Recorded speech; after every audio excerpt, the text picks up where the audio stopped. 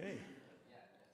Okay, welcome everyone. I would now call to order the regular meeting of the Palm Desert City Council, the successor agency to the Palm Desert Redevelopment Agency, the Palm Desert Housing Authority, and the Palm Desert Board of Library Trustees for Thursday, June 11th, 2026. May we please have the roll call? Councilmember Hardick. I am traveling for government business. And is there anyone over the age of 18 present in your meeting room? Only me. All right. Councilmember Moreno. Present. Councilmember Nistandi. Here. Mayor Pro Tem Pradetto. Here. And Mayor Truby. Here. All councils present. Okay. I will now ask Councilmember Harnick if she, from remote, to lead us in the Pledge of Allegiance. Mayor, I'm happy to do that, but I just think it's more effective if you do it in the room. So please give someone else that honor and thank you. I just want to give you the option. Okay, I'll ask Councilmember Nistandi. I would be honored, so please join me as we honor our country and our flag. I pledge allegiance to the flag of the United States of America and to the republic for which it stands, one nation, under God, indivisible, with liberty and justice for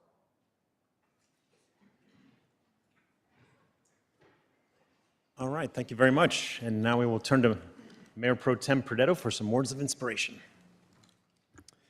As we do the work of the people, let us set our intentions to be good stewards, to exercise good judgment, and to do so with grace and humility and maybe some humor. All right, thank you very much. And there was no closed session, so item number 4 we'll skip over. And on to item number 5, which is a proclamation recognizing Pollinator Week. And I will ask staff member Sean Muir to join me at the podium.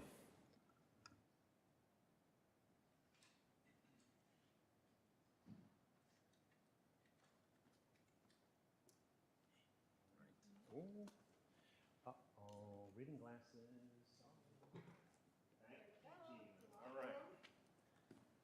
Sorry, everybody. I'm an old guy, thinks he's a young guy. Keep on forgetting the reading glasses. I'll read. Thank you. Okay, we are celebrating Pollinator Week, whereas the monarch butterfly is an iconic North American species whose multi-generational migration and transformation has long inspired people across the continent, and whereas both the eastern and western monarch butterfly populations have experienced steep declines due to habitat loss, climate change, pesticide use, and other environmental threats, and whereas pollinators, such as monarchs, honeybees, native bees, birds, and bats are vital to the health of our ecosystem, supporting biodiversity and playing an essential role in the production of fruits, vegetables, nuts, and other crops, and whereas the City of Palm Desert recognizes the urgent need to protect pollinator species and has taken the Mayor's Monarch Pledge, joining communities across the United States in committing to create pollinator-friendly habitats and raise awareness about pollinator conservation. And whereas local governments play an important role in supporting pollinators through the use of parks, open spaces, and community areas to expand and enhance habitat. And whereas the City of Palm Desert is committed to environmental efforts that ensure the benefits of pollinator conservation and green space improvements are shared by all members of our community, and now therefore be it proclaimed that I, Evan Truby, Mayor of the City of Palm Desert, California, on behalf of the entire City Council, do hereby proclaim the week of June 15th, next Monday, to June 21st, 2026, as Pollinator Week in the City of Palm Desert, and I urge all citizens to celebrate Pollinator Week and to support efforts to protect and restore habitat for monarch butterflies and other pollinators, assuring that future generations can continue to enjoy their beauty and benefit from the vital ecological services they provide. Very good. Say a few words? Or just... No? Well, okay, very good. Actually, I'm very, very proud of this. I love seeing the butterflies around. I know they are vital and important. We all recognize that. So happy Palm Desert's playing their part. And should we get some photos? Or well, there we go. There you are, Sean Muir. Thank you. You bet. All right. Thank you, everyone.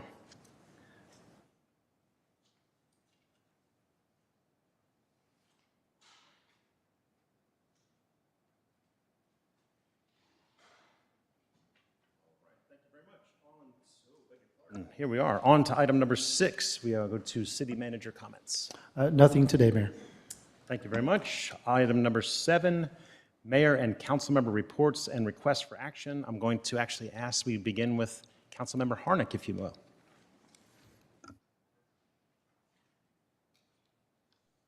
Thank you.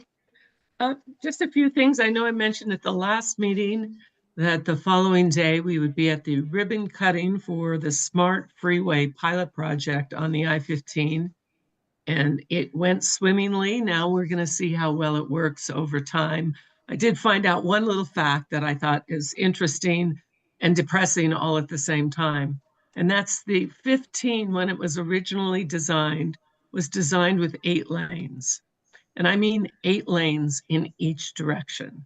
So thank goodness that didn't happen. And I hope this Smart Freeway project shows us what we can do when we work intelligently with situations like that. I also, with the California Council of Governments, did some work up in Sacramento last week, and also we heard from everybody's favorite project that they love to hate, and that's the high-speed rail. And it's moving along very well. And I think the best news, and most people I believe will agree, is that they are taking on a private partner. So it will be a public-private partnership, and sometimes that moves things along pretty rapidly. And that will be a great asset when it's complete, and we know it's a long way off, but it will certainly be done much more quickly with a private partner in that situation. The other thing is, yesterday at the Riverside County Transportation Commission, we did go over sales tax revenue and a few other things, and about the extension of Measure A, which already is in place, but just extending it more years. And Measure A is, we were one of the first counties to put a tax like that on, and we are a self-help county. We get so much work done that way, and so many of our really important infrastructure projects are funded through Measure A. And Measure A goes back as it is generated by the city. So we do very well in Palm Desert with it.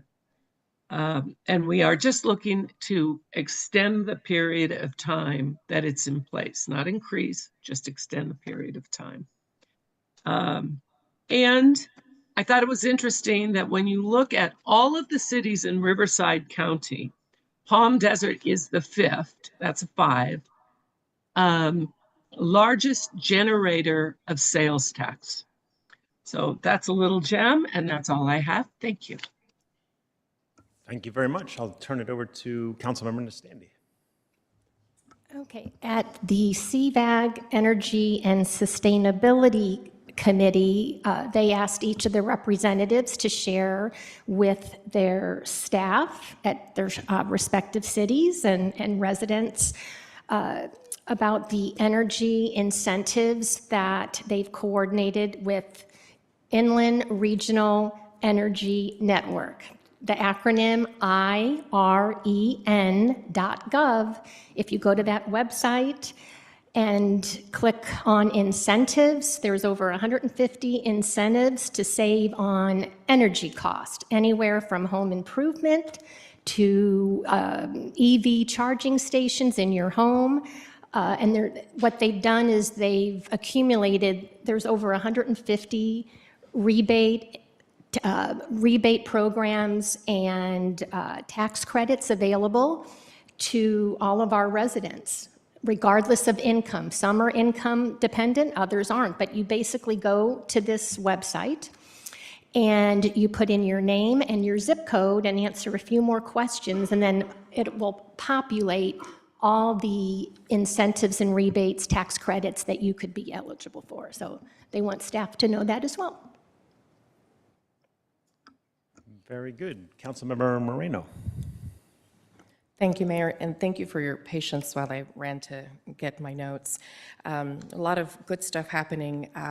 One that I know has been a key issue in the community is the safety along Highway 74, and that is a topic that came up.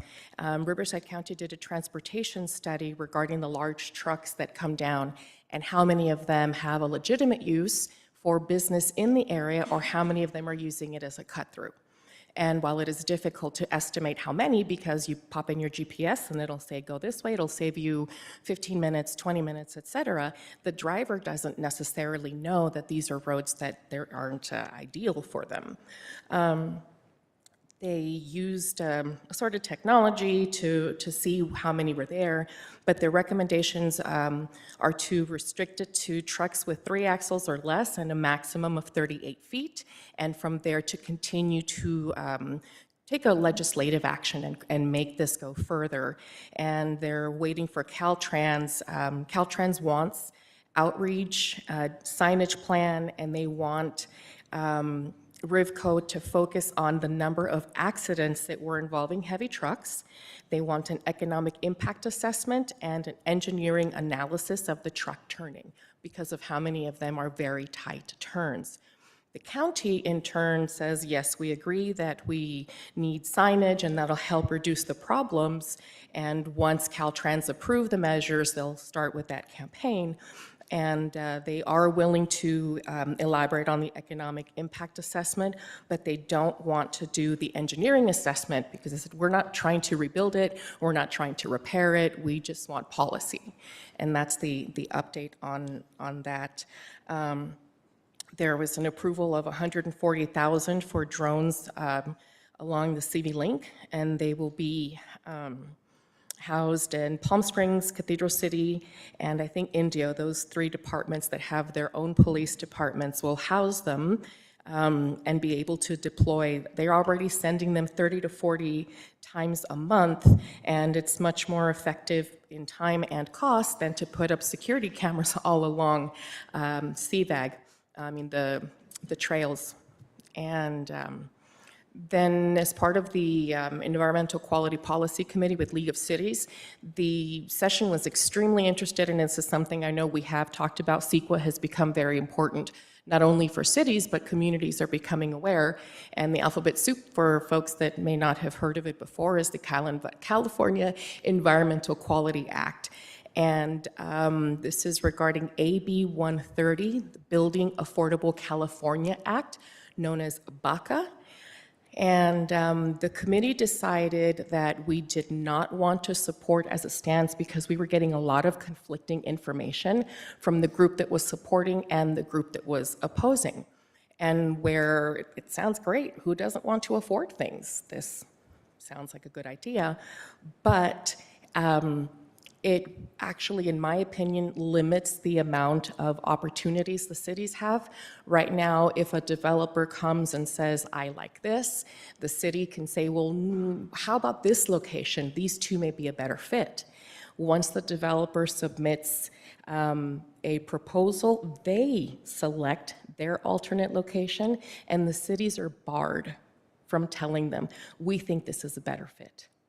The tribal considerations would now only apply to federally recognized tribes. The deadlines change. It really does leave cities open for twice as much litigation. And it is sold in terms of you get more local control, but in some areas you may get more control, but I think it has a lot more liability. So I think we may hear of it in our own different scopes to keep in mind and filter it through that lens as it comes about. Another concern that I had is that if it were to pass, it would require a supermajority to amend it. That's always a big concern. And the only ways that you can change it is to prove that it furthers the purpose. Again, that doesn't really speak to allowing people to have additional ways to support the cities. There was conflicting information of whether that would open the door to desalination plants, broadband infrastructure, CO2 pipelines, data centers, and highways. So there's too many moving parts that we don't know where it will impact. At the Coachella Valley Animal Commission. We got some kudos that were sent to Palm Desert for being innovative, so thank you to staff that have worked on that and the policies that we have cultivated. Finally, after asking for years to have a subcommittee on finance to really address where the money is, where it's going, why it hasn't been spent, that is coming to fruition. I did double check again that they have language that says lost in care and what that means when you misplace an animal. And they said part of that is that the numbers in the data tracking system are problematic. So these are the kinds of things that will come about. People are still concerned about the number of animals that are still being put down and whether it's seen as a reasonable margin of error. Somebody saw it that way, and I thought that's a interesting language for it, and they said there's a difference between no kill and not killed here as far as vetting agencies that take the dogs or cats. They do have free adoption days coming up, but I did forget the date. I had a meeting with the Desert Recreation District, and thank you, Shelby. I'm not sure if I see Shelby, for helping facilitate. The East Valley is having an autism walk on November 21st of this year, and we're hoping to get one in Palm Desert for April 10th of next year. Marketing meeting, that was excellent. I love that it was an opportunity to give us additional language to see why Palm Desert is so popular for folks, how this is a place that you can have it all. Because you have choices. Do I want to golf? Do I want to hike? Do I want to do nothing? And how that lets folks do that. My requests for information, if we can have any info to have on anything on social media about the cooling centers, as far as where they are, if they're open, and I know people have been asking if they can take their pets. So that's an important one to mention, if we can put that on there. Does that question have to go in as a council request, or is that just a? We already have some scheduled, but we'll be sure to Okay. boost it. Yeah, we can handle that. And then a question that I had for our city manager. This is in regards to a previous public comment that we had, that a gentleman came and said that as a business owner who follows the sign policies, that he was frustrated that there was inconsistent enforcement on the signs. And he felt that it was detrimental to his business when things were popping up all over the place. And obviously we want to support people that do things legitimately. And I've seen lots of poop removal signs popping up around the city. And I don't think that's consistent with their character and charm of the city. So I know that that had been in process to look at the sign ordinances and cleaning up the language. Well, there you go, pun intended. And wondering if this will align with the current policies that are there for the candidate handbook, or will that be revised after we create that new sign policy? We can bring something back. I would say for the sign item, we are aware of that issue. We are enforcing it. In fact, our team's preparing an entire commercial enforcement program to come to the council. The ordinance itself is being reviewed, but we can come back at a later date with that information. Thank you so much. Okay, Mayor Pro Tem. Councilwoman Moreno's comments on AB 130 reminded me, I just saw a video recently with comedian Bill Maher, and he made a couple of observations. Apparently, a black fourth grader in Mississippi is 2.5 times more likely to be able to be literate in math and reading than one in California. And he says, they're kicking our butts in education, and they're doing it for a lot less money. And then he mentioned that Texas is also kicking our butts in renewable energy.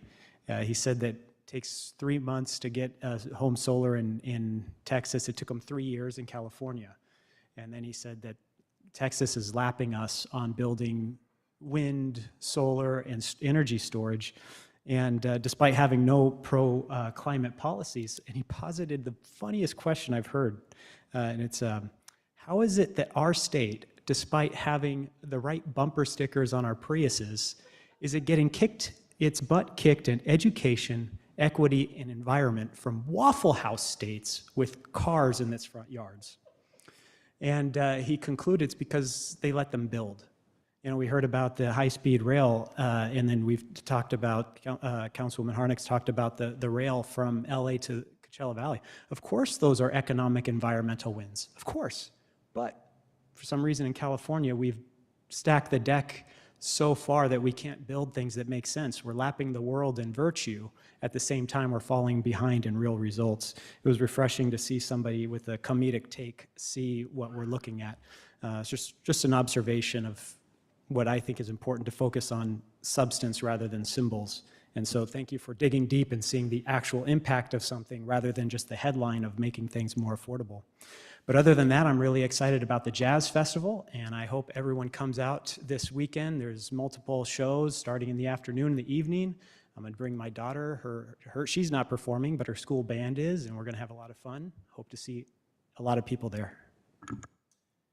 Perfect, thank you. And actually, speaking of McAllen, we did have the Coffee with the Mayor there on Tuesday. It was a wonderful event. I'm just so grateful to the McAllen for hosting it. It's an incredible venue. Probably most of you have been there. If you haven't, I recommend it.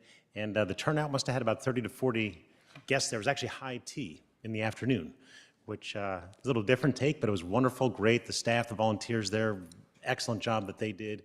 And what I love so much about Coffee with the Mayor is having our staff there. We usually have at least one representative from each of our departments, and a lot of good questions from the residents, and I just love the back and forth and the way they are able to get their questions answered. And also, one notable thing for me, and this is more a pat on the back to the staff and the entire team here, but of course I'm up there in the front getting the kudos, but God, out of the 20 questions or so, 5, 6, 7 of them didn't even have a question. What they said was, we just love the city, and we're so happy to be here, and it's so clean and wonderful and safe. And it's just, I love that staff is there to hear that as well, because they deserve the lion's share of the credit for all of that. And very, very proud, very fun. And if you haven't attended one, we'd love to see you there. And the next one is in first week of July. So that is all for me. Thank you. Oh, we are going on to non-agenda public comments, item number 8.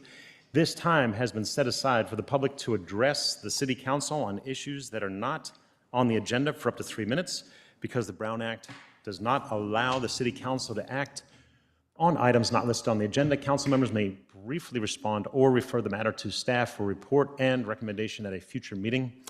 And I guess we have a few housekeeping remarks from our city clerk.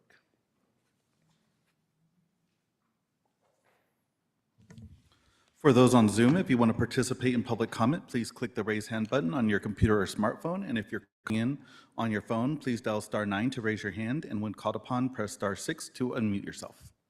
Terrific. Okay, I've got one blue speaker card so far on non-agenda items from my Mr. Michael Pionkowski.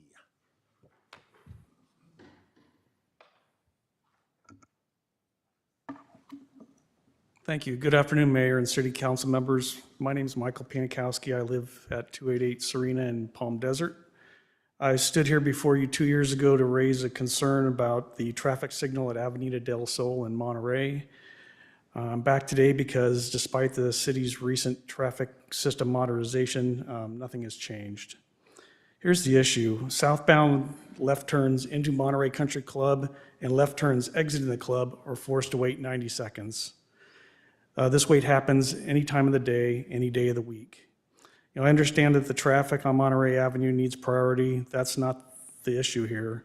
What is wrong is when the traffic on Monterey has already had the right of way for their 90 seconds, and you arrive at the intersection, you're still forced to wait the full 90 seconds. There's no accounting for the time that the main flow of traffic has already had the priority. It seems to only make sense that the main traffic has had its time. The side traffic should become on demand and allow to proceed after minimal delay. That seems to be how all the other traffic lights in the city operate. The drivers have become so frustrated by this excessive wait that they regularly are seen running the red lights. Besides the safety hazard, leaving and returning just once a day means that you're held hostage at the light for 3 minutes. Doing the math, those 3 minutes a day quickly add up to 90 minutes a month, and believe it or not, that's 18 hours in 1 year. In the 2 years since I last brought this up, I alone have spent more than a full day of my life at that intersection. There are more than 1,200 homes in Monterey Country Club, each with the same miserable experience. We don't have a choice. It's their only way in and out of the community. I've worked the last 2 years trying to get this fixed with the proper channels. I've met with in person and corresponded with CVAG many times. I've even toured their central command post. I've done all I can. I'm begging for the council's assistance. Please make it a priority to work with CVAG and fix this wait time problem once and for all. Thank you. Okay, and do we have your contact information Yeah, via it's email? on the blue card. I'm sorry, I didn't see email or phone on here. I can add those on Yeah, there if for you you. don't mind, and give that to the clerk, and we'll have someone reach out, and we start, hopefully, or continue the conversation. Thank you very much. Any online non-agenda public comments? No online comments. All right, terrific. Now closes the non-agenda public comment section. We are on to item number 9, our consent calendar. The next, all matters, listed on the consent calendar are considered routine and may be approved by one motion. The public may comment on any item on the consent calendar for up to 3 minutes. I don't have any blue cards on this, and no online speakers. No online comments. Comments, thank you. Any council members wish to pull any items? I would like to pull item J and move the balance. Anybody else? Okay. I'll second. Councilmember Harnick. Yes. Councilmember Moreno. Yes. Councilmember Nastandi. Yes. Mayor Pro Tem Perdetto. Yes. Mayor Trubie. Yes. Motion passes 5-0. All right. Now open it up on item 9J. Okay, item 9J is approve flock safety amendment order form and authorize continued expansion of the city's public safety camera system under contract number C47070. So we should have a staff report on this. Mr. Hurtado, thank you. Good afternoon, Mayor, members of City Council. Daniel Hurtado, Public Safety Coordinator, here to answer any questions. Thank you so much. In looking at the number of agencies that are quite lengthy all across the state, do you know if the sharing agreements that are there are these agencies have requested information from RSO, or RSO requested information from them, or is this an opt-in, check the box if you want to be able to access everybody? Thank you. So we have around 600 participating law enforcement and public safety agencies statewide, and they don't automatically have access to the flock data. So the model is going to be based off of customer control, meaning that we as the owner have access to the information and that it's not an automatic opt-in and it can be revoked, but the shared data cannot be reshared without permission.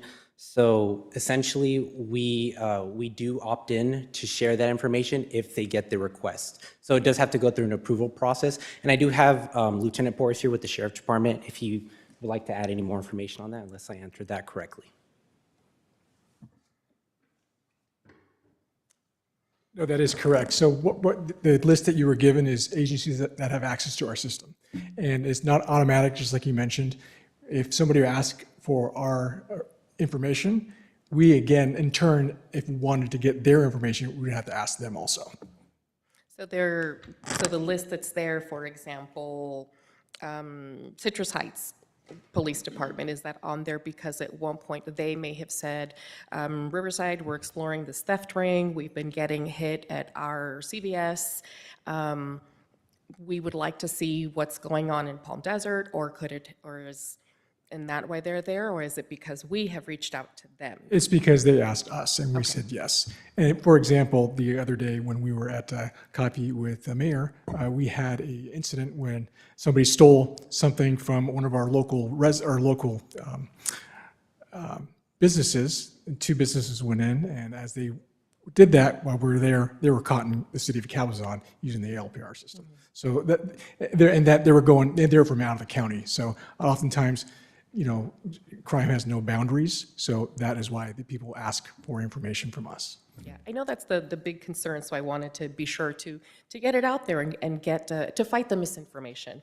And some of the agencies, I think, were great. They're colleges and universities, and we know that unfortunately there can be violence around schools. That some of them are like the park systems and public safety, and we need to engage in those that may result in the harm of individuals or corrections, to be sure. There's a lot of good benefit to it, so I can see both sides of the concern. One question I did have, and I know I had requested some time ago, to see if any of the cameras that are either here or planned for the future be placed in an area that has a concentration of the soft targets, which would be, for example, here we've got City Hall, the park, the aquatic center, we've got an elementary school, middle school, high school, College of the Desert. Again, schools are a place where we've got those concerns, plus people speeding and, impatient drivers that could result in a hit and run, et cetera. Is that something that's still being considered, or are we just pretty happy with where we've got them now? So I'm going to answer the first part, and I'm going to turn it over to Daniel Hurtado. But yes, we're always working with the city staff to see where cameras can be added and better situated, and when we realize there's a spot that may benefit from the camera system. But I'll turn it over to Daniel Hurtado. In your opinion, would that make sense as far as soft targets? Oh, yeah, definitely. It would. And we're already in talks of that. So, but I'll let him finish the conversation on the city staff side. Thank you. I do just want to add, that is correct. So we're being proactive, and that's what this staff report amendment will do. It'll allow us to kind of expand the program more as we see success on the program, and any areas within the city that the Sheriff's Department make a recommendation that say, hey, there's a high flux of people in this area, let's go ahead and move into this area for vehicles, et cetera. So that's the purpose of this. So. Do we know if the Living Desert may have it? Because again, thinking in terms of soft targets, they are also an attraction. Not necessarily at the Living Desert, but we do have cameras nearby. Okay. Perfect, thank you. And then my last comment is one of the big concerns, as far as access from federal agencies, and I'm happy to see that those are not automatically listed on there, which reinforces that RSO does in fact require those warrants. And one of the questions that I had referring to unauthorized access, I was pleased to see that in the time that since we have implemented it, that there has only been one instance within RSO where somebody had improper or illegal access, and it resulted in a termination. So I'm happy that that can reassure the public that it is flagged and it does have a substantial result for the individual. It does, and what I would like to remind the public is having confidential information from law enforcement, we've had it for a long time, and we have to abide by certain laws and rules. So when that's broken, there's action taken, and whether it's an ALPR system or any other confidential law enforcement's database. So that's something we're always looking for and making sure that our employees are compliant. Perfect. Thank you so much. I appreciate you. Anybody else? Okay. Actually, I just have two questions on this item. The first is, I saw that it authorizes $2.5 million spend with just the city manager's authorization. And I thought we had already addressed the issue of sort of a maximum amount that any department can spend without city council approval. And that may be more a question for our finance department. Yeah, actually, you are correct. However, this agreement has been approved to date in the amount of $2.1 million. So the increase is only for $400,000. About $80,000 of that is covering the 9 cameras that they're replacing. The remainder of about $300,000 is what you would be authorizing for the city manager to approve for the remainder of the 5-year agreement. That clarifies that. Appreciate it. And then secondly, FLOC is also known as ALPR, right? Automatic License Plate Reader. And in one of the sections here in the background, the last paragraph of the background, it says, as Palm Desert grows, both city staff and the sheriff's office continue to evaluate areas where additional coverage may be needed. These additional coverage areas include parks, roadways, new development areas, commercial corridors, high-traffic locations, ingress, egress points, and other areas where public safety coverage gaps are identified. And so my concern is that this opens the potential for more than just license plate reading. If we're in parks and other areas where maybe we're not on a roadway anymore, we're in a place where people are just gathering. And is there any way we can kind of address that, or are my concerns reasonable and justified? You are correct. So the last council meeting when we wanted to expand on the program, we went ahead and implemented 10 live view cameras, and that's going to be along El Paseo. And that's first as I'll say a phased. We want to see what the public's going to see, the success they see all along El Paseo. And we did get a letter of support from the businesses on El Paseo okaying this.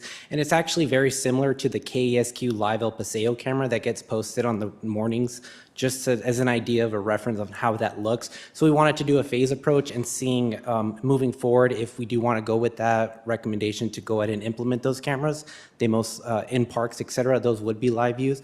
But as far as ALPR expansion, those are just the generic license plate capturing where we would go towards areas that don't have that near trailheads, et cetera, more like Hom Adam Parks, et cetera, as an example. We would probably want to fill in those areas. Council have any oversight before those are installed? We will, yes. Okay, so we'd be able to give the thumbs up or thumbs down. Correct. All right, that's good. That's all I needed. Thank you. Anybody else? All right, well, I'll move approval of item 9J. Anybody care to second? I'll second the motion. All right. Councilmember Harnick. Yes. Councilmember Moreno. Yes. Councilmember Nastandi. Yes. Mayor Pro Tem Perdetto. Yes. And Mayor Trubie. Yes. Motion passes 5-0. All right, thank you. On to item 10, our action calendar, and we begin with item 10A, which is the establishment of live scan fingerprinting services at the Palm Desert Library. And we have a staff report from Ms. Hodges.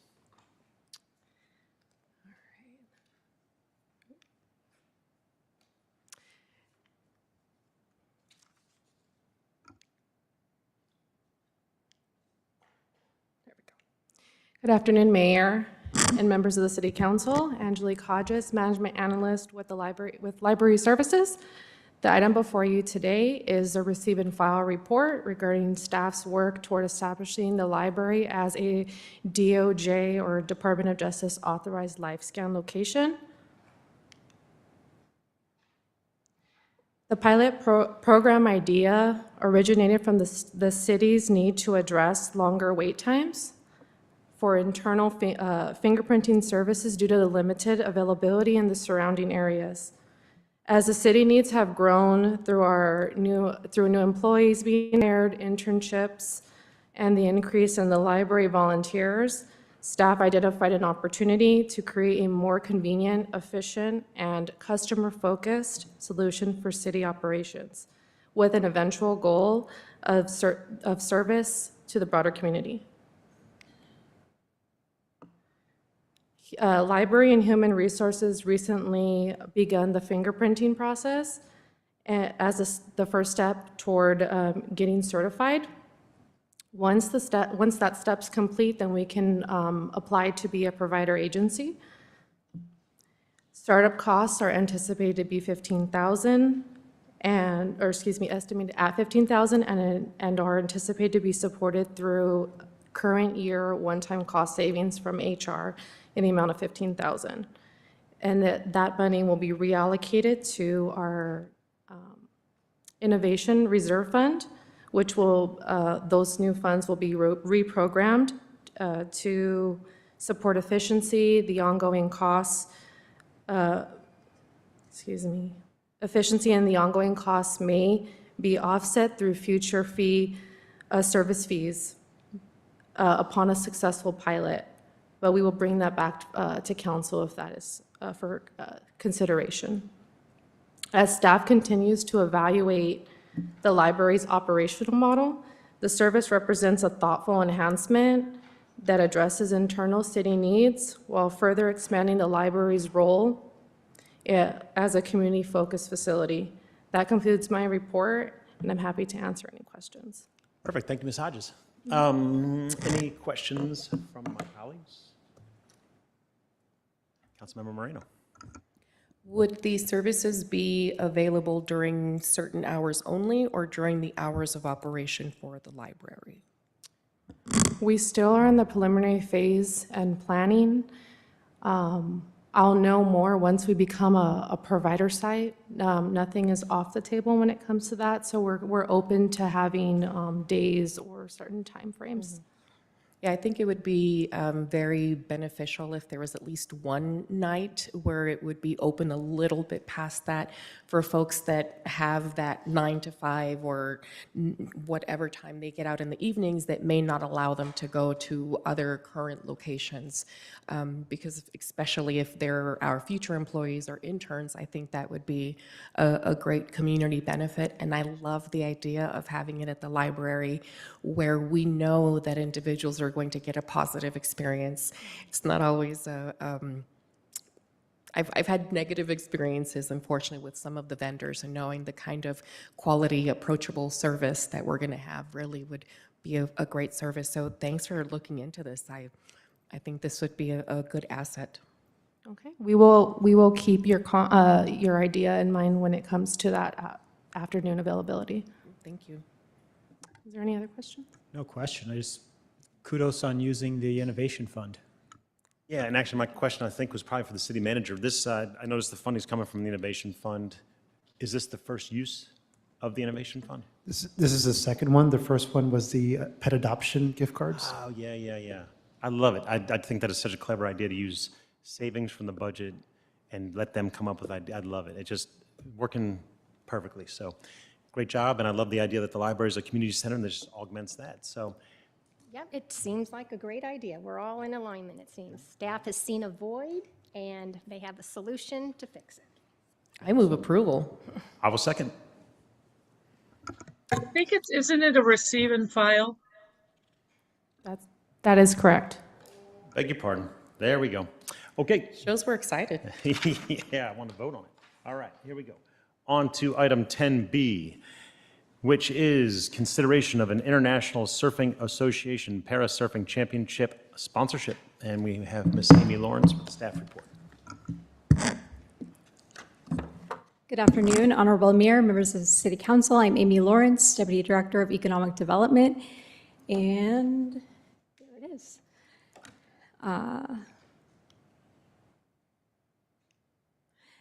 This is a request to approve a sponsorship contribution of $75,000 for the 2026 International Surfing Association, or ISA, World Parasurfing Championship.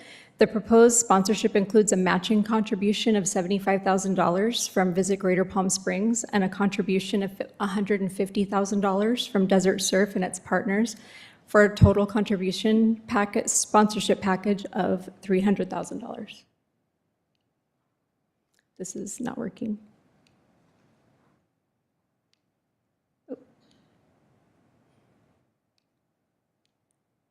There we go. Technical difficulties, or maybe it's the operator. Sorry.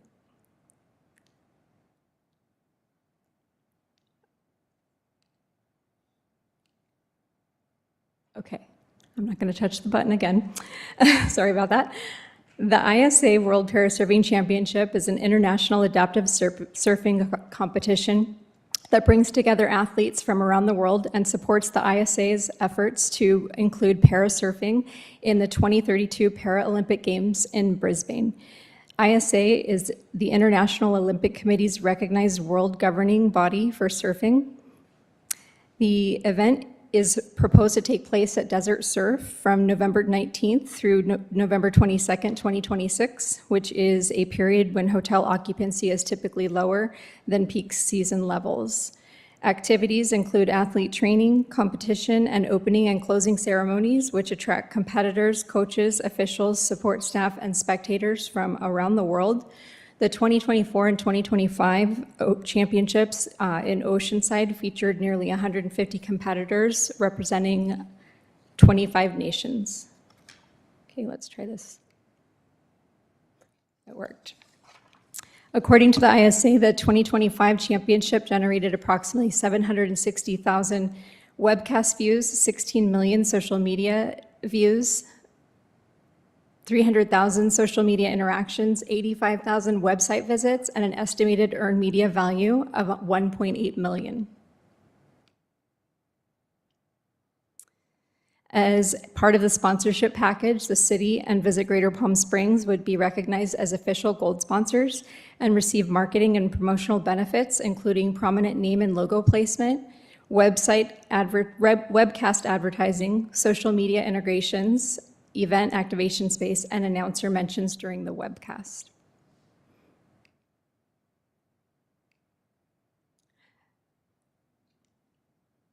Before I conclude, hosting an international championship at Desert Surf in its first few months of opening may provide an opportunity to introduce the venue to a global audience and further establish Palm Desert as a destination for sports tourism and recreation. This concludes my presentation, and I'd be happy to answer any questions. We also have representatives of Desert Surf here, and I believe we have a representative from ISA available on Zoom for questions. Thank you very much. Any questions from my colleagues? No? Jane? What is the total cost to put this program on? Do you have any idea? I don't know the total cost to put the program on. I know that Desert Surf will be working to get additional sponsors for the event.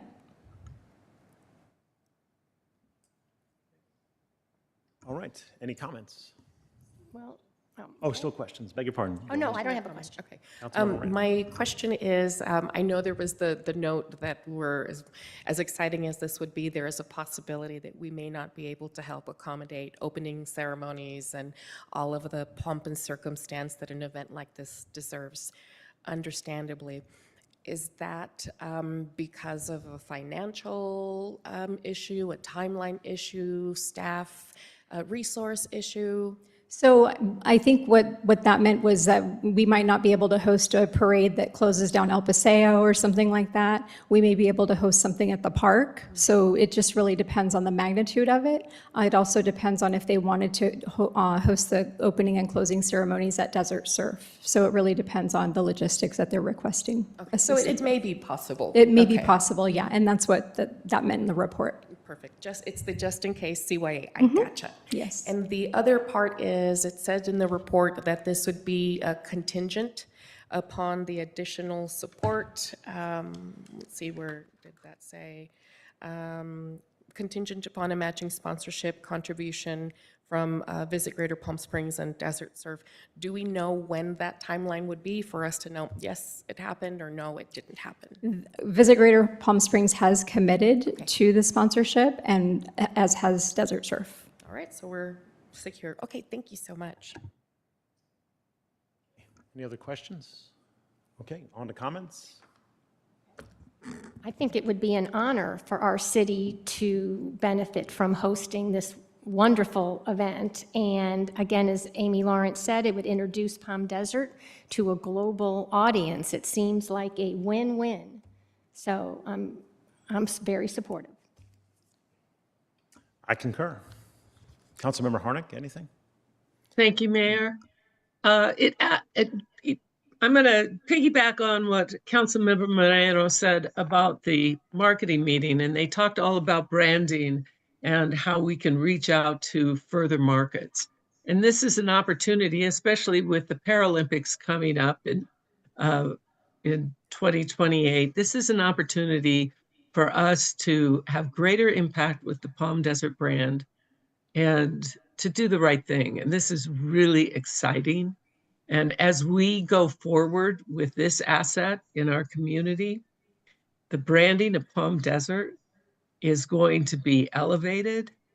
And this is a great way to introduce and raise awareness of Desert Surf under the best of circumstances. I love the idea. Thank you. Absolutely. I then will make, oh, Councilmember Moreno. My comment is I concur. This is something that Palm Desert is going to be in the spotlight for it, and I think it speaks to our ongoing commitment to embracing people with all different abilities, and another opportunity to thank staff for continuing and renewing the autism certification.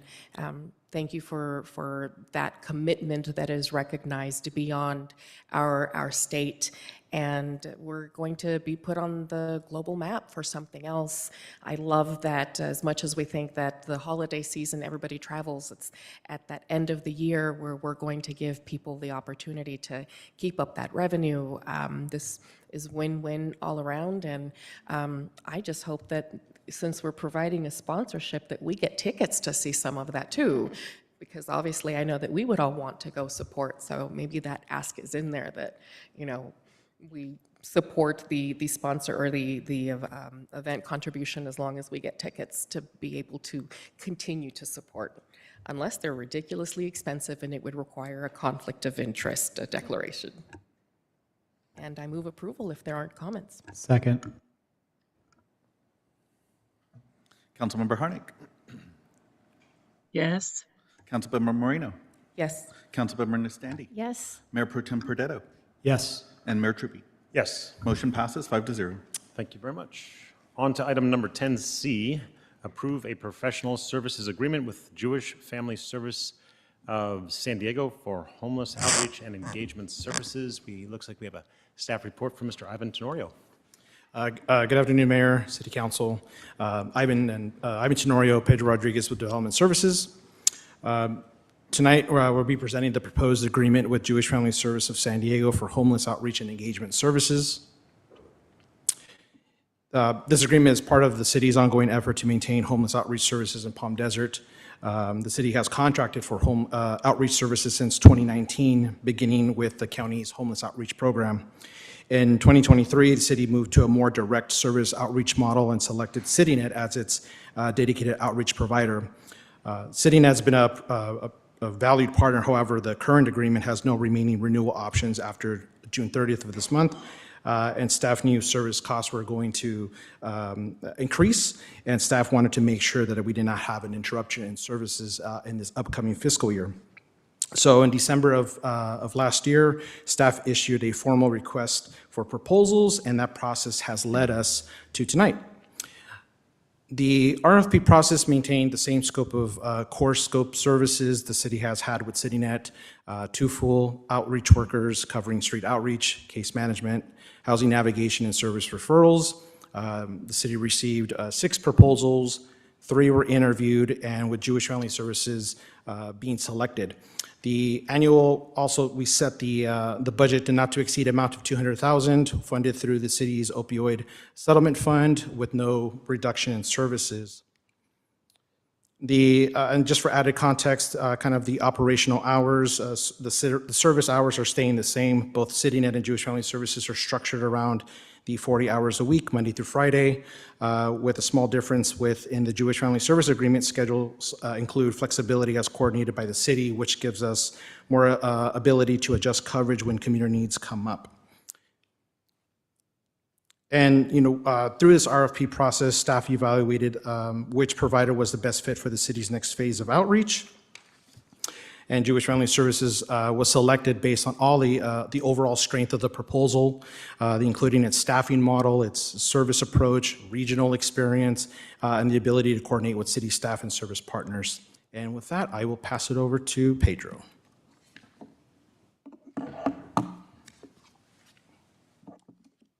Good afternoon, Mayor, members of the City Council. Pedro Rodriguez, Code Compliance and Support Services Manager. I'd like to touch on the improvements in field responses. So over the last 3 years of working with our outreach teams, we've learned that there's some areas where we can improve and our opportunities to strengthen our homeless outreach efforts. So as a result of that, we're strengthening coordination with Code Compliance, Public Safety, the outreach teams, to ensure a more effective and consistent coordinated response throughout the community. We're also strengthening that partnership with our law enforcement teams, for the outreach teams to have a collaborative outreach that addresses the community concerns while ensuring that individuals experiencing homelessness are connected with their services and resources And it promotes a much safer and efficient coordinated field operations because there's times where individuals are just a little bit more resistant to services in their, the need for law enforcement to come by and also just keep the peace while the outreach workers conduct their work and provide the outreach services that are necessary. And sometimes that's effective, having law enforcement out there to keep the peace while they do the work. It's an important function to have our law enforcement partners out there with us. So with this approach, as we move forward, the city will continue to evaluate the program outcomes and strengthen our partnerships and identify any opportunities to improve over the next 3 years with our new service provider. And obviously, the city's objective is to maintain a balanced and consistent response that supports the compassionate outreach while preserving the public health and safety of the quality of life of the community. And sorry. Oops. So, staff is requesting approval of the Jewish Family Services of the San Diego Professional Service Agreement in the amount not to exceed $200,000 annually with the 2 optional 1-year extensions. Very good. Thank you for the report. And before I open it up to council comment and discussion, I'm going to ask for public comment. I don't have any blue cards. Are there any online?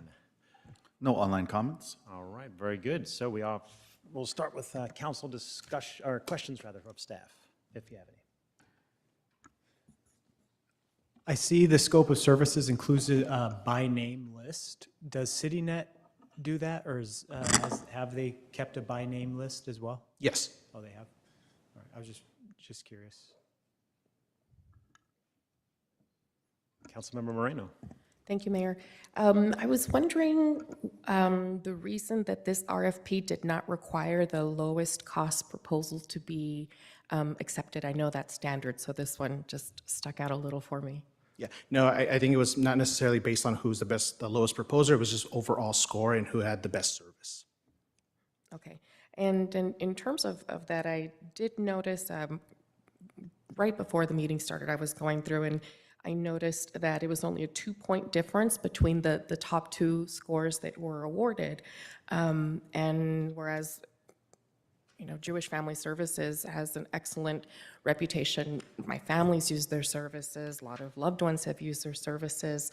I did think it was kind of peculiar that if we look at our agenda, it is, it's page 528 on our agenda, and I think it's on page 2 of the provider qualifications list. And they were requested to provide, it says reference, provide a list of contracts similar in scope and function, including brief program description, participation name, contact info, etc. First one listed is CVAG for providing residents and permanent supportive housing programs. So we know, for example, Housing First. IEHP for providing support to homeless IEHP members that IEHP referred to them. And the third one is Jewish Family Services of the Desert.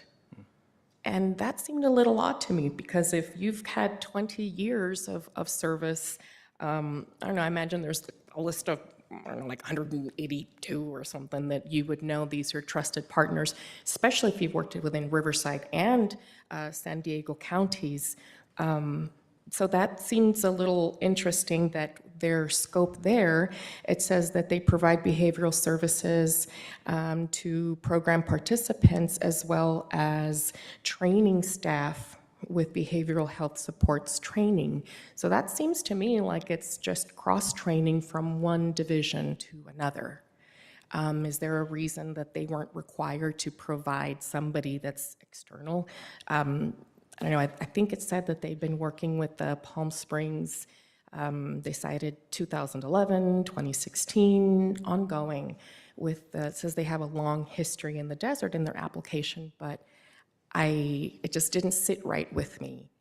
So do you have any insight on that, or is from the applicant that you can help elaborate? So Jewish Family Services of San Diego and Jewish Family Services of the Desert are 2 complete different entities. Okay. They are not the same. Okay, so they are in no way affiliated? No. Okay.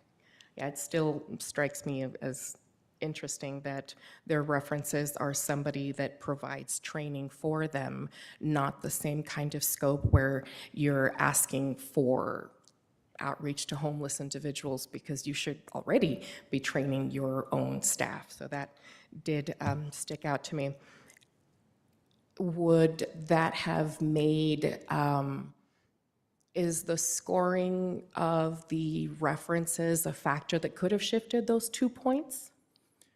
No, I don't believe so in this case. Okay, thank you. Okay, any other questions for my colleagues? Oh, Councilmember Harnick. I apologize. I was just going to say what Mr. Tenorio said. The fact is, those are two separate entities completely. But I was having trouble with my computer putting that hand down, but he answered it perfectly. Terrific. Any comments from my colleagues? I'm glad you guys worked out some flexible hours to include times when that's necessary. I think it would be a wonderful opportunity to work with the Jewish Community Center. All right. Well, then I will move approval. Second. Councilmember Harnick. Yes. Councilmember Moreno. Yes. Councilmember Nastandi. Yes. Mayor Pro Tem Perdetto. Yes. And Mayor Trubel.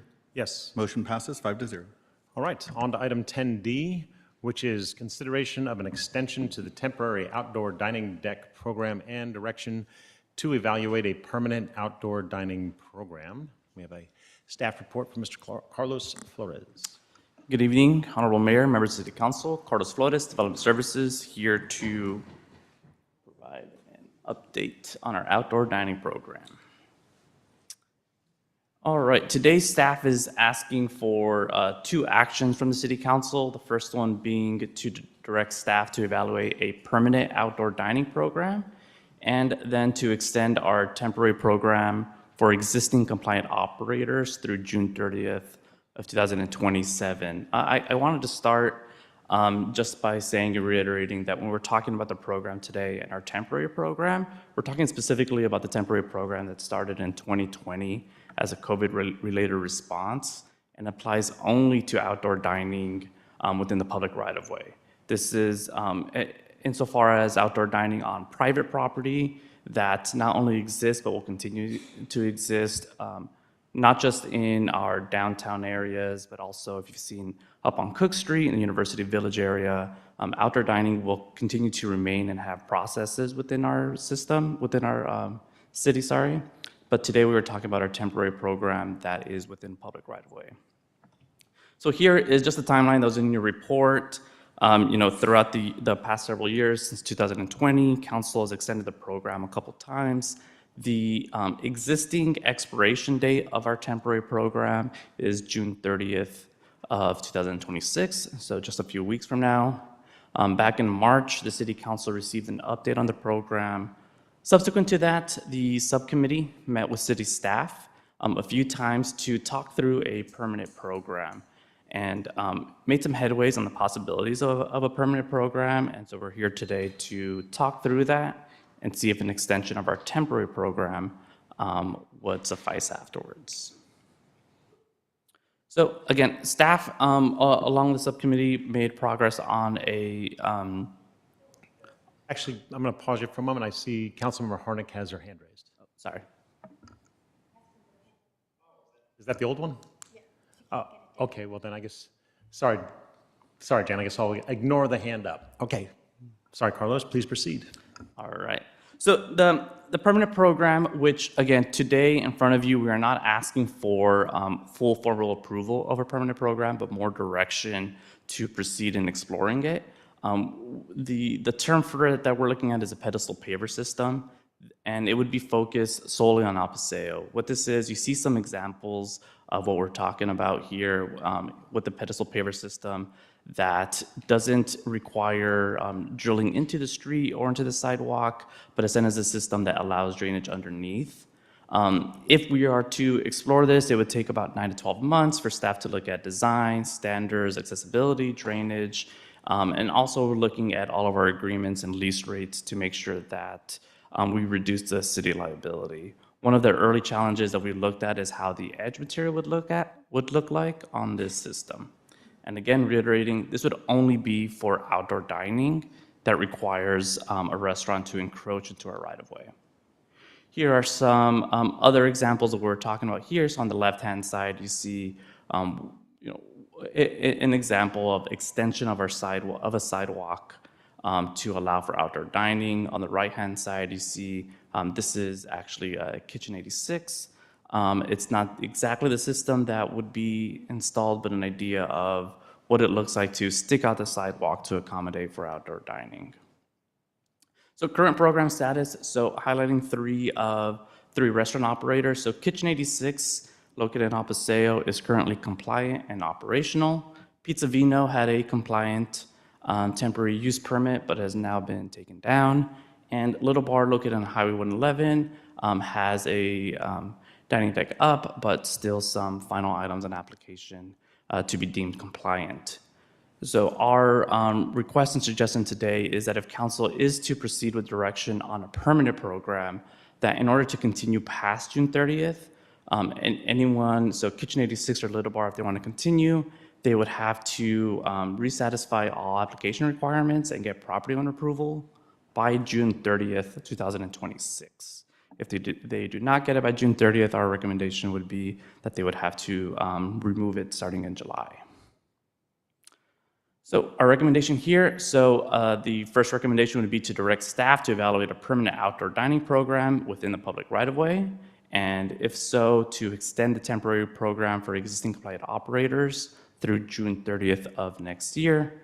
If approved, our next steps would be working with Kitchen 86 and Little Bar, and if they meet the necessary approvals and agreements, then extend their approvals until June 30th of next year.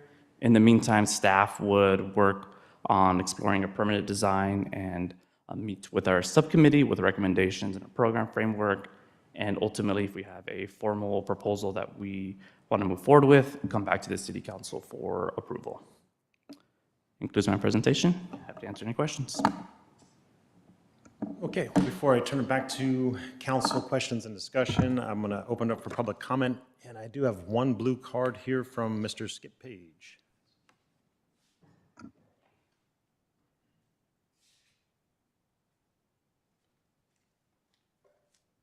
Hi, good afternoon. So I know most of you, my name is Skip Page. I own Little Bar on Highway 111 there. I want to keep the deck. It's awesome. I know you guys know this. You got 100 emails from people that love going there. When we first built the deck in 2021, I built it to code. I built it exactly like they wanted it. They approved, the city approved it. There was no problem.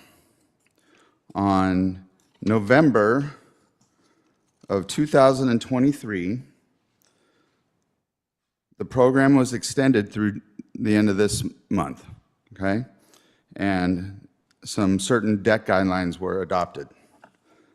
That was 3 years ago. Here's the deck guidelines. I built my deck exactly to these guidelines, okay? All good.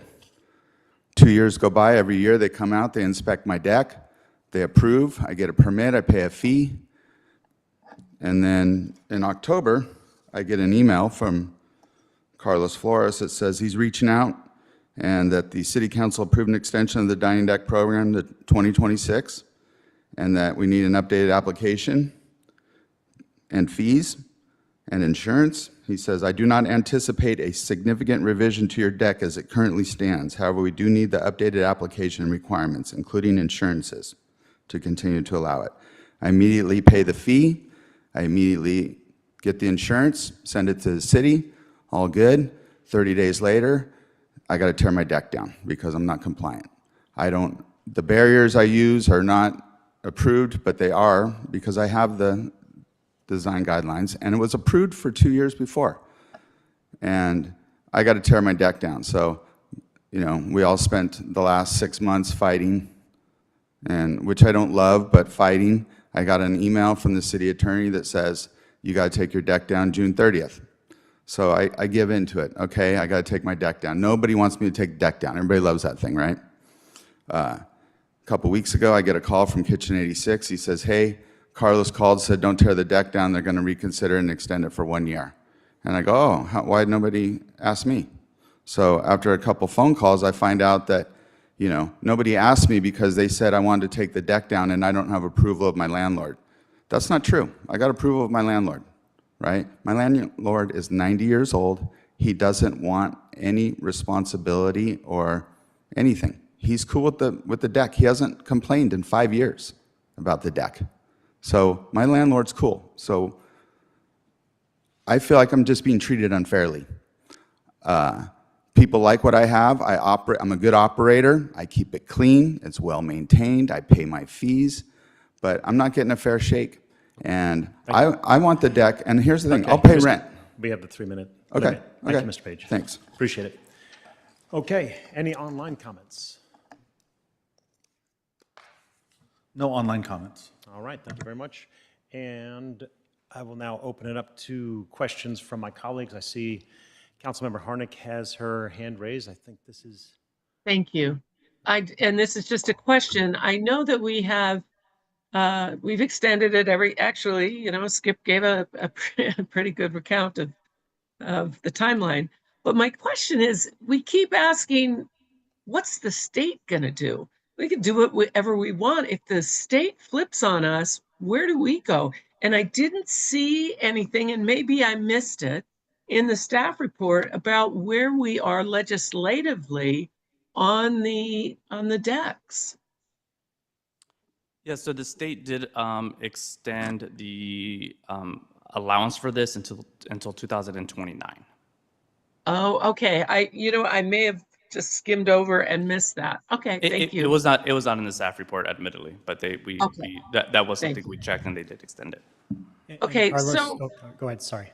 Oh, I have another question I'd like to ask.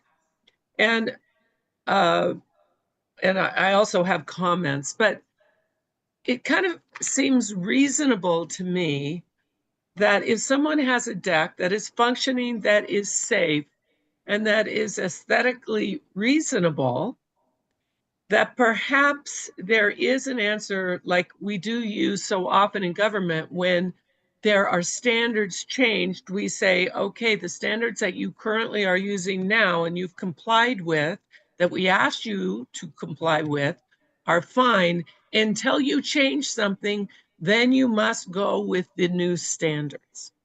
And that kind of seems like a reasonable way to go.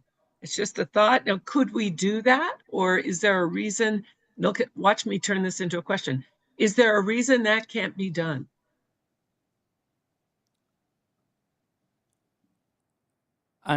So is your question that if someone has an existing... Basically that we would- grandfather it until there's a change and then they have to upgrade or change to the new standards. So I'll answer in two parts. There was one, so originally when this program started, there wasn't guidelines, and as part of the progression of this program, the direction received was in updating the guidelines and in working with operators to meet them, specifically with safety. That's for the design component, which, yes, working with them. The other component, though, is on, there was an addition of lease rates and agreements and insurance and a renewal of applications, which is another component, which isn't necessarily changing the design, but is a requirement that we still ask of all operators regardless of a design change. It's a long way of saying that it is technically new requirements that we felt are still sufficient because we're not asking for a redesign more so than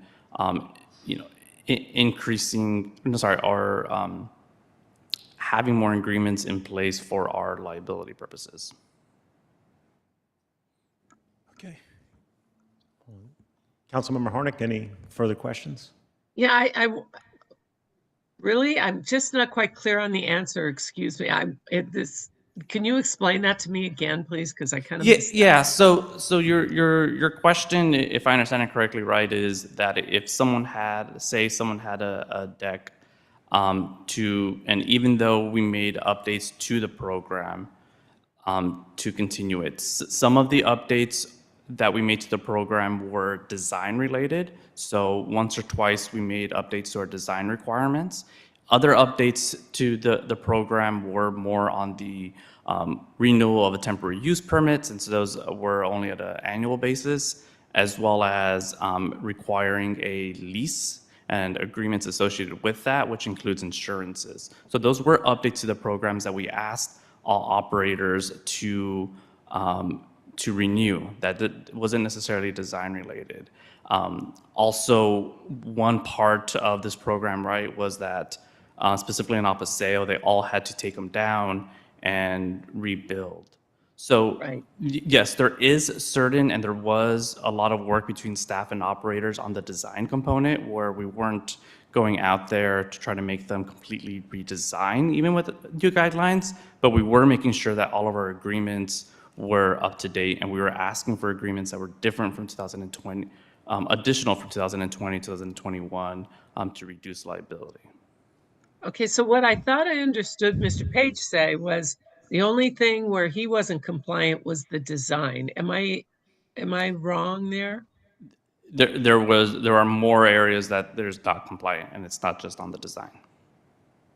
Okay. If I may, Mayor, following up on Councilwoman Harnick's questions, I think, Carlos, the way I read the recommendation is almost, as Councilwoman Harnick suggested, a grandfathering, because if they're in compliance, we're grandfathering them for another year. Is that my Correct. There's no recommendation to change design. It's everything as it's existed for years now. And then I do want to touch on the legislation part. The extension relates to temporary outdoor dining, but the state also passed legislation years ago that the ABC finally passed the regulation that implements a permanent solution. So there's kind of two things going on, right? So we're talking about a temporary thing that will eventually go away. The state wants it to go away, but then there's the ABC regulation that has more stringent requirements on line of sight and safety protocols, and that's really the long term we're looking at, right? Correct on both fronts. Okay, so the other question I have, and I did talk to Mr. Page about the ownership permission issue, because I think that's the major hurdle of noncompliance. And I did ask staff, why is it important that the landowner take responsibility affirmatively through a letter, not just acknowledging the deck, but saying, I take responsibility for the deck? Can you remind me why that's important? It's important. It's part of the agreements that we have, and it's important insofar as if there's any claim or incident that happens there, that we have to work to make sure that everyone's clear on who approved it. That's the biggest and most straightforward part of it, is that it's an encroachment agreement that we are or alike that we're agreeing to, and someone has to take ownership. When we go, if something happens on a property or something happens, code compliance gets called out for anything and everything, it's the property owner that we are working with and sending notice of violations to, so we have to make sure that they agree to it. So since I'm simple here, we're giving operators permission to serve alcohol on public property. If something happens on that public property, we'll be amongst the people likely sued or entities sued, right? Is that correct? Or anything else? It could be. And if we're on the hook, then we also want some way to have recourse to recover whatever we can, including potentially liening the real property. Is that correct? We want to reduce our liability, and it's similar to what we do when we when we issue encroachment permits. We allow people to work or do something within the public right-of-way, but we are shifting the liability and burden onto the person doing that work. Councilmember Nastandi. Yes, okay, so I'm trying to grasp all this now, because the more I hear you explain things and Councilmember Harnick's questions, and hearing the comments from our little bar operator, and I know I've been a part of this, when did we change the design standard? Was that in October or November, or which meeting are approximate? So I'm going through here. So in 2021, council directed staff, and at that time they worked with ARC to do design guidelines at that time. And Okay, so it's 2021 approximately then? That was for the design guidelines. After that, there were multiple updates to the program, not just to design, but more to the requirements, including like the lease rates and application requirements. But in terms of Little Bar, it's not that his design doesn't meet our standards, it's these other issues related to insurance, liability. Is that correct? It's all there. There was a design component that we were working with, not just Little Bar, but others at the time to improve the safety, specifically around Right. K-rails. But there's only 2 restaurants now, so we're. Correct. Yeah, so I'm going to focus on the 2 restaurants. Right. So Little Bar complied to all the design standards. When did it deviate? When did Little Bar deviate from the design standards? When they renewed their application over the last year. So that was, they believe they applied November 2025. We got a reapplication for their temporary use permit. And the K-rails was a specific item we wanted them to add.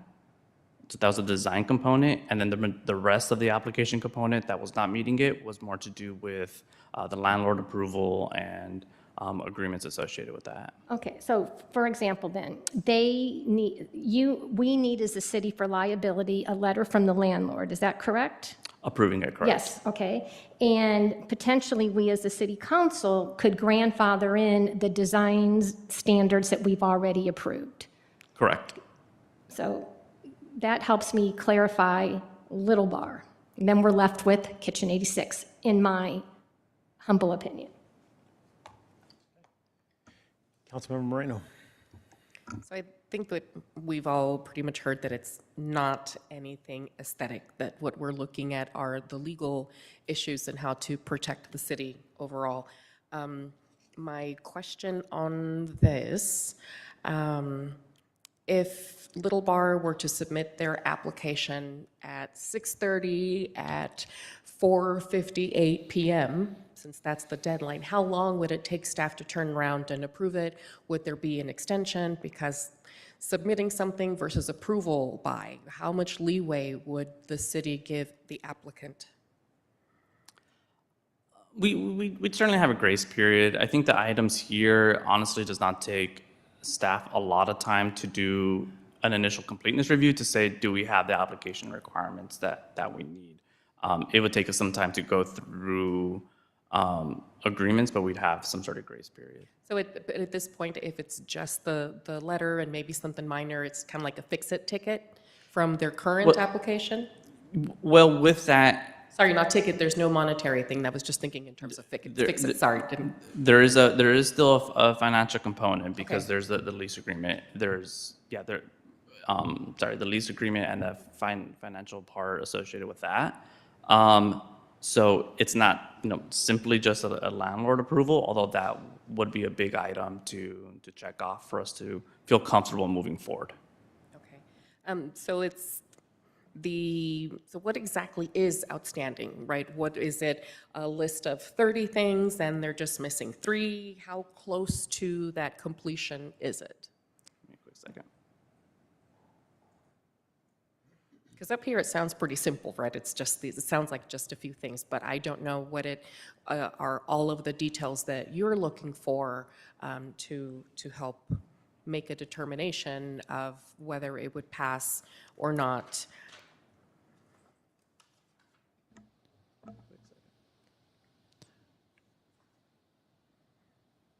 Mayor and council, as Carlos gets those additional details, I think the primary item is if we get the letter of approval from the property owner, if we have that in hand, that gives us an indication that we can work through the remaining items. Okay, perfect. That's correct, and that's the extent of it, and that helps us guide through agreements. Because technically, there's items missing in terms of a lease agreement and all of those, but that all stems from that part. It's not an extensive list, as we talked about in terms of design that they have to redesign, and it's not an extensive list. It's like a good faith step. Okay. And in the subcommittee, there was a comment that there were comments that were received by the community. I don't know if the subcommittee or anybody remembers, was it a little bit, was it a lot, similar to what we're getting in email? Yeah, that's a public comment received by email, which it's about 45 to 50 Were they comments. for the subcommittee meeting? We didn't get any public comments specific to the subcommittee. It's all just the public comment received for council.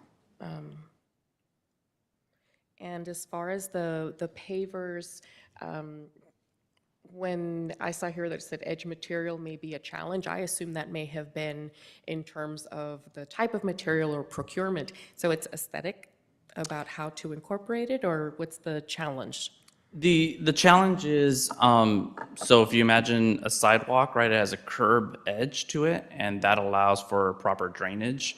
Here on a paver system, it's about how do we design that that meets drainage, but also is aesthetically acceptable. Trying to avoid having to build something rather tall. That maybe something tall serves drainage purposes, but is not as aesthetically pleasing.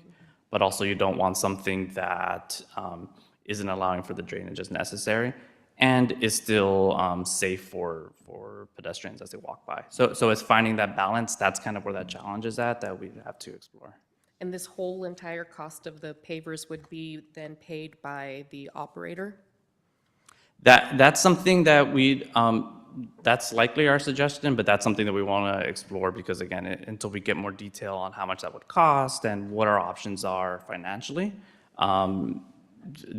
that's why we're looking for today is exploration. And did the subcommittee discuss the potential of having those pavers just all along El Paseo, or was it strictly confined to the discussion of Kitchen 86 or any other El Paseo applicants? I believe the idea, and I don't want to speak to intent for the subcommittee, but my understanding is this would be eligible for anyone on El Paseo if they met the requirements.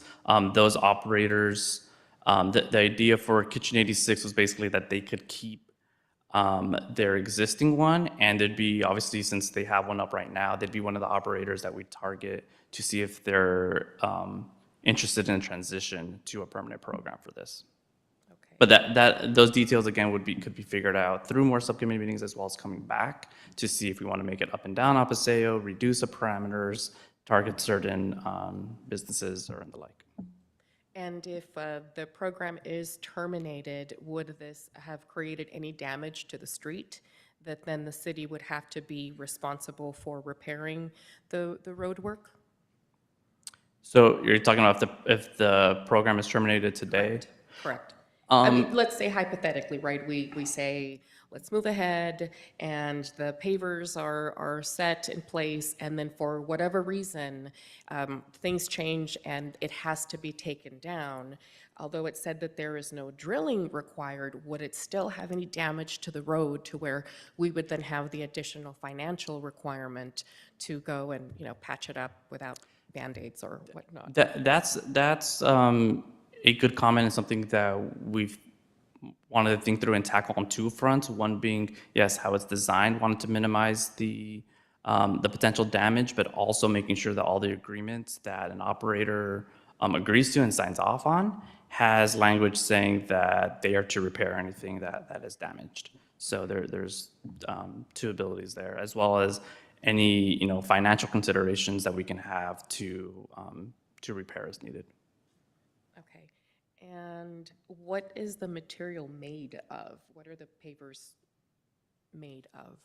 We haven't gotten into that detail of what type, if we want to be that specific or offer a menu. We haven't gotten into that, but yeah, that's definitely something we'll think through. Yeah, perfect. I was just thinking in terms of, extreme heat and if something had already been chosen. So those are my questions. Thank you so much. Okay, go back to Councilmember Hornick. Thank you so much. I'm going to make a quick comment. I think that the pedestal paver system that you showed us, and I'm on a small computer, so it's hard for me to see with the detail that certainly you have the luxury of in the council chambers. They look great. And I would have no objection to that. I want to go back, Carlos. I'm not clear on the K-rail. For my understanding of K-rail is that's about safety. So can you help me understand what you were saying earlier about K-rail? What I was saying was, and it wasn't just with Little Bar, but there was a few other decks that we identified that we wanted to improve the safety, and so look at increasing the amount of K-rail or safety barriers around them as we worked on their updated applications. So that was one of the items with Little Bar. So right now, okay, I appreciate that because the safety, as we know, is critically important. So are we only talking about El Paseo and existing permit holders, which the existing permit holders off of El Paseo, I think is just the one. Is that accurate? Yes, right now it's just Little Bar, but the request today for the temporary program extension would and could include Little Bar. Okay, so then we are including El Paseo and Little Bar, not beyond that. Correct. Okay. For the temporary program. For the temporary. Okay, thank you. Mayor Pro Tem, any other questions? Okay, so as it stands right now, we don't have a written letter from the landlord at Little Bar acknowledging and assuming risk in writing formal to the city. Approving it? No, we do not. Okay. And so we have until June 30th for him to submit that. Correct. Which is 19 days to submit something from his landlord. Good. So as it stands now, without that, say there's a slip and fall, there's something happens on his deck, taxpayers are on the hook in terms of liability. I mean, that theoretically, we are the main risk takers in that endeavor because it's on a public right of way. I guess I'll turn it over to maybe Israel. Wait, could I just say that if he has a letter with him, he could turn it in to the attorney or to the city clerk? Yeah, I mean, I think what we're in question here is until June 30th. Sure, great, okay. Well, I don't think we're not going to make a decision on that right here tonight. Well, I think it's important to hear because we're hearing staff say that he doesn't have permission, operators saying he has the landlord's approval. What's the disconnect? And I'm sure if Anthony shows the letter to the attorney and the city manager, they could see if it's the one they've seen before. I'll give Anthony time to bring it over real quick. If I could just read it, it's fairly short. I'm the owner of the property located at the address. This letter is to confirm that I'm aware of the outdoor dining deck that has been operating by Little Bar in the parking area in front of the property. The dining deck has been in place and operating for several years in connection with the tenant's business. This letter is provided solely to acknowledge awareness of the existing condition and does not constitute authorization, license, approval, or assumption of responsibility for the dining deck or its operation. Okay, so I guess I'll turn over to Israel, but that's kind of a two-part situation here, awareness versus assumption. And that's the letter that was received a couple months ago of awareness, where we didn't get clear information that the property owner was approving this use, but I'll defer to Israel for anything additional. That's correct. The city manager is correct. Awareness is a little bit different than saying, I approve this, I'm okay with it, I grant permission for my lessee to use the property in this way. And so that's an important nuance that you picked up on. Also, you've had your 3 minutes. In addition, regarding Kitchen 86, we do have a letter from the landlord that does provide assumption of risk. That is correct. And to continue past June 30th, we'd ask for a new one just to make sure that they're okay, because they agreed to it up to June 30th, 2026. So part of our process would be asking for a new one beyond that. Okay, very good, thank you. And one other question, Carlos. We're here talking about a policy proposal, and we're not conducting a public hearing on a single operator, right? We're here to talk about policies that affect everyone in the program and at the moment. That's what we're here for. Correct. Okay. Any other questions? Okay, I guess we move on to comments. Anybody care to weigh in with comments? If I may, as a member of the subcommittee, just do a little bit of context, and Mayor, if you correct me if I miss anything. I think as a subcommittee, we saw the June 30 timeline looming, and we wanted to come forward as soon as we can to our colleagues with some directions with aesthetics so that we can kind of get everybody on board so staff has some certainty to pursue, knowing that it'll take some time to work out the details, which is also why we suggested to staff doing an extra year extension, having us kind of, okay, this is generally a good design direction, so let's go this direction. While staff figures out the details, we'll give everyone who's in compliance and operating an extra year. I see nothing in the requests from staff that would necessitate or guarantee the necessary removal of Little Bar's deck. In fact, the way I read it is all operators in compliance as of June 30th can continue for another year. And I think that in making sure that Little Bar has an opportunity to participate in the iteration as we move forward is important. But at the moment, and I don't know, it's up, the city attorney may have to advise us on how we make recommendations to the existing program, but under the existing program today, the landlord has to assume responsibility for the deck. So that's just one of the guidelines that has existed for a while, and we're proposing, or as I read the staff report, that's what we're proposing to do going forward. Yeah, agreed. I think, and a good reminder that we discussed during the course of our subcommittee discussions is that outdoor dining is perfectly well permitted on private property here in the city. This is not a question of whether or not we allow outdoor dining or not. And our job here on council is to represent the public rights of way, the needs and of the taxpayer. And so that's what we're doing. That's what we're sort of what we're discussing here is what we're going to allow in the public right of way and under what circumstances. Well, I would say I support the comments here.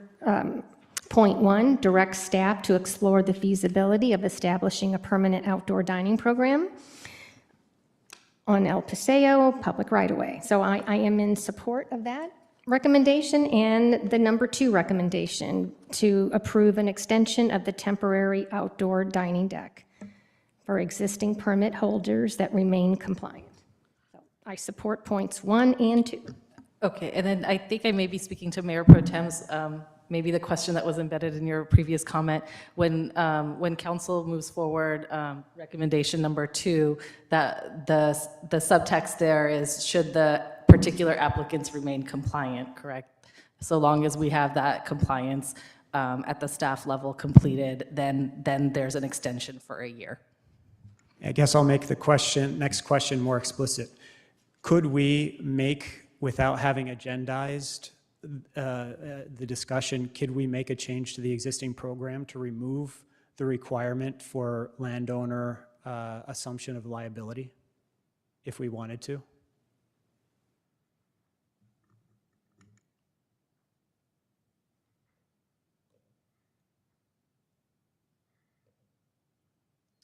You might, you could take it or leave it or adjust it in the middle. You have a consideration of an extension of the program. So within that recommended action or request to look at that item, council could decide to terminate at the current date, extend it a year forward. You might direct staff to adjust the program. I don't know that we would have the feedback available for you to have, various adjustments made. I'm not suggesting we do that. I'm just curious the bounds of our abilities right now. In fact, I'm not leaning towards thinking that's a good decision on behalf of the council as stewards of the taxpayer and their money to put them at risk by removing that requirement. Agreed. I don't have the appetite for that either. Councilmember Moreno. We did get a lot of emails, and I read through them. I counted 49, 45 yes, and 4 no. 2 mentions of El Paseo. 1 referenced El Paseo without having an opinion, and the majority of the letters, or actually the rest of the 45, were regarding Little Bar. We're not trying to be a fun killer, as the email said. I loved hearing how many people said it's their neighborhood place, and that's what we do want to foster in the city. But I think that the need to preserve our own residents, to protect them from lawsuits, as mentioned, we need to keep the same requirements that we would with other contracts. Personally, I think that we're leading people on with new extensions, and this year we're going to do this, and next year, we present something else, and I think that's not fair. That's not fair. Yes, we were bound by trying to see what the state was going to do. Our crystal ball doesn't tell us what can happen. So that's one of the reasons I've, for a while, just thinking we just need to end this, because it's not fair to have our owners continue to put money and time and investment if they're not knowing for certain. So if we look back again to Kitchen 86, we don't know what it would look like. So if we say, yes, you're going to have to put in the pavers, but now it's going to cost you this much, and you have to agree that you're going to then be responsible for the road. Right now, as it stands, it's only 1 person that would have those pavers on El Paseo, and I think what we keep saying is we want everything to look consistent. So from that aesthetic component, I think that we would be creating something that really would stick out as odd. The emails in support said that it's iconic, Little Bar. It has gained its popularity, but to me, iconic is something that's indicative of a landmark in the city, or that defines a style. So I don't think that the merits of people's love for it trumps the need to maintain the legal responsibilities and requirements that we have in place for a reason. We have determined that this is what we wanted to do. I'm concerned that yes, I do have a letter here, ends up being the same letter that was received in the past that was not compliant. And that's frustrating to me. Seeing how much people love going there, I think that maybe Little Bar has outgrown where they are, and they need to be, maybe now they're a medium bar, and maybe we could help you find a different location that would work to support the customers that are there. There's never anything that everyone's going to be 100% happy with, and I'm sorry that you're walking away while we're still trying to figure out the best solutions across the way. So you have had your time for public comment, as I imagine the mayor had said earlier. I think that the constant evolution of this does make it problematic, but I am not in support of having staff spend any more time of what we don't know is in the future. I think our staff has lots of other wonderful things to do. Right now, we're looking at 2 operators, 1 that's not compliant, and I think it's just time to end it. Okay. Well, I'm going to make a motion to approve staff's recommendation. I just wanted one more thing to Councilwoman Moreno's comments. The fortunate thing is the ABC regulation that allows permanence is fairly new, like within the last year or so. So we can finally end it, and that's what we're hoping to do here. So I agree, and we don't want to, part of the discussion on the subcommittee is we don't want to keep putting our operators through this cycle of uncertainty. I'll second the motion. And Councilmember Hornick, do you have any other comments? She does. Okay, Oh, there we yes, go. I do. I could read the body language. All right, there we go. Thank you. Thank you. I am so unclear on, there's been a lot of words. So we're saying we want them, the staff to, are you supporting exactly what is being said in the staff's recommendation? Is that what the motion is? Yes. Okay. So we are saying explore the feasibility, look at structure, sideways structure options. We're not telling business owners how to do their business to move to different places or anything like that. All we're doing is saying we support recommendation number 1 and 2. Is that accurate? Yes. Okay, I would like to make some comments. I really have made questions. If I may do that, now that there is a motion and a second, may I just have a couple comments? There's a motion and a second, yes. Okay, so then may I please make a couple comments? I support outdoor dining. I think it is a great asset. There are many people who like that.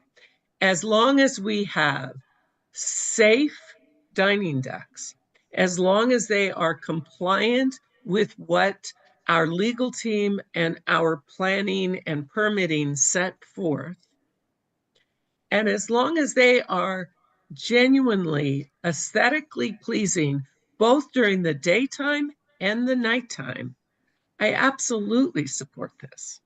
So I just wanted to get those comments in, and thank you for the motion and the second. Okay, any further comments? Councilmember Harnick.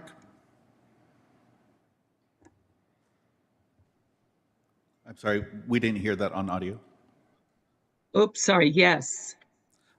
Councilmember Do you have it Moreno. now? Yes. Councilmember Moreno. No. Councilmember Nistandi. Yes. Mayor Pro Tem Perdetto. Yes. Mayor Truby. Yes. Motion passes 4-1. Okay, on to item 11, public hearings. There are none. Brings us to item 12, which is adjournment at 5:48 p.m. Thank you very much. Mayor, I think there is a section for information items, and I just wanted to continue to commend staff and our HR director for, and everybody involved in having the opportunity to view the World Cup kickoff during lunchtime and have that available. That made it a lot of fun. It just shows the continued creativity for team building, and everybody was there with work. I can see everybody was being very productive. So thanks for making that happen, and congratulations, Mexico, your 2-0 victory over South Africa. Thank you. Adjourned.